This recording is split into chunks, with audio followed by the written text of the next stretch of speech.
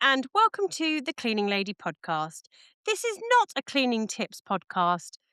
This is what really goes on behind closed doors in a cleaning business, the good, the bad, and the things you wouldn't believe. And it's also a good chance for me to just have a good old whinge. This is my pet peeve, and it is about navigating domestic cleaning in the working from home era. So, cleaning has completely changed since the pandemic.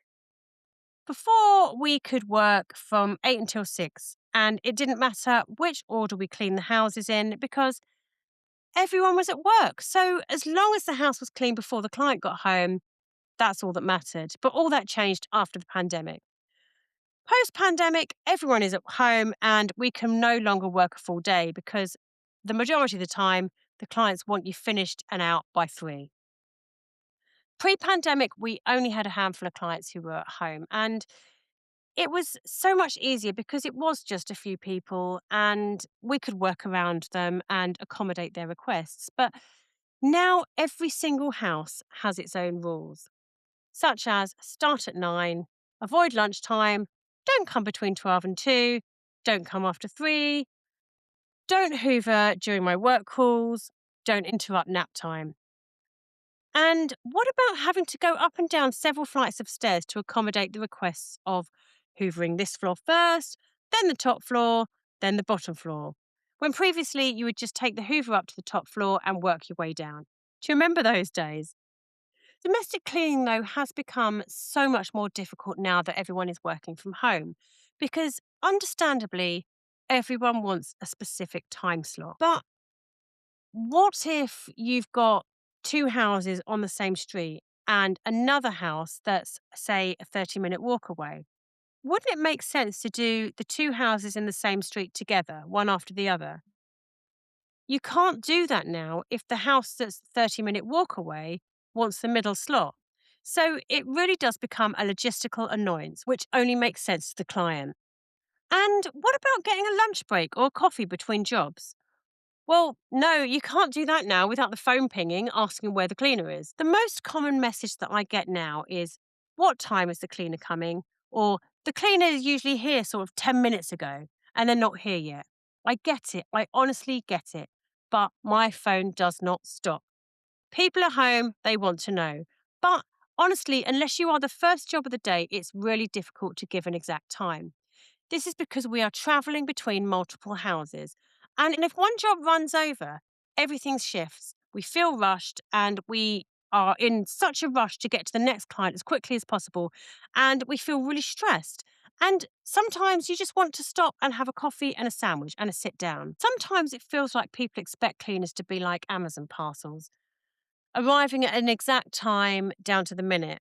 But it doesn't work like that because we're not Amazon parcels and we do need time to get a coffee or wait for a bus instead of sprinting for the bus for fear of being late. I once had a message from a client asking, "What time is the cleaner coming?"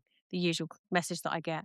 And I explained that she finished her first house around 12. So depending on buses, somewhere between sort of 12:30 and 1.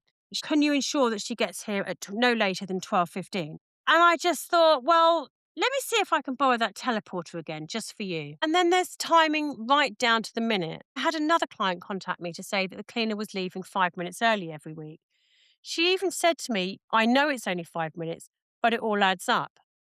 I just thought, come on, this is just 5 minutes. You don't need to clock watch to make sure you're getting your money's worth. 5 minutes is nothing.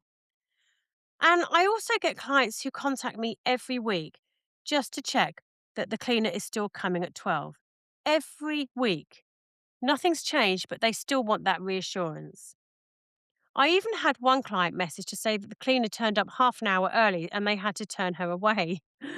And the reason she was so early was because her first client needed her out the door half an hour early because she had a work call. Sometimes the timing issue actually starts with the client, the previous client.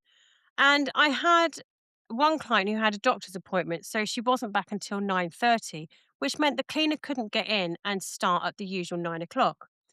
The knock on effect was that she was running half an hour behind for the next client who complained. Of course, they complained because the cleaner was late. And sometimes the client cancels last minute. So you think, great, I'll go to the next one earlier. But not now that everyone is home because they don't want you there early. So instead, you're stuck with this awkward gap in your day with nothing to do. Like when the first client forgets to leave the key under the plant pot, for example, and you can't get in, and the second client won't let you go earlier. What are you meant to do in that time? What if it's raining? And this has actually happened to one of my girls. Else, when clients are home, you feel like your cleaning is being watched, even judged. Even if they're not actually saying anything, you're just aware that they're there. And it changes how you work. Sometimes it's not even the client, actually. It's sometimes when they've got guests over or when the teenagers have the friends over or people pop in for coffee and you're trying to clean around them. And they're all sat there chatting. And you do feel a bit like, oh, you're just the cleaner. No one's actually being rude, but it's just one of those situations. Now, the main thing, oh my God, the main thing about clients being home is that they are undoing all your work in real time. You've just mopped the floor and they walk across it. And it's funny because they do that little funny dance, don't they? But they're still going to leave footprints everywhere. Or you've just cleaned the bathroom and then they go in for a shower. Or you're about to clean the kitchen. Suddenly it's the perfect time to make lunch. And you're just thinking, why now? And I tell you what else is really annoying is when you've just put something down the toilet to descale it and it needs some time to work. And then the client goes in there, flushes the toilet, uses the toilet, and then flushes it again. So their toilet never gets a chance to be descaled. A funny story here, actually, that there was once a client who complained, actually. She sent me a message and said, there's muddy footprints on the floor and the bathroom doesn't look like it's been cleaned.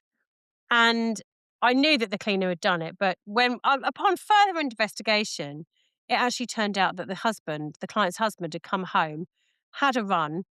He'd come home from his run and had a shower and left all his muddy footprints all over the bloody floor after we'd cleaned.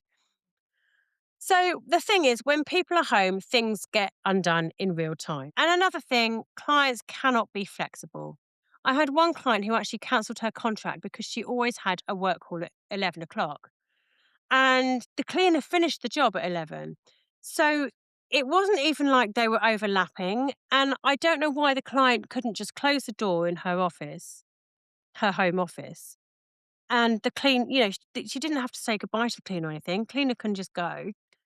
But And it wasn't like anyone was gonna disturb anybody, but no, the client wouldn't have it. So it's like everything has to fit perfectly around people's schedules, but cleaning doesn't really work like that. And as hard as we try, it is very, very difficult. It is amazing how much easier it was when clients were all out at the office. And cleaning was never, never this complicated before. Anyway, enough whinging from me. If you enjoy these real behind the scenes stories, then make sure you follow the podcast so you don't miss the next one. Thanks for listening and goodbye.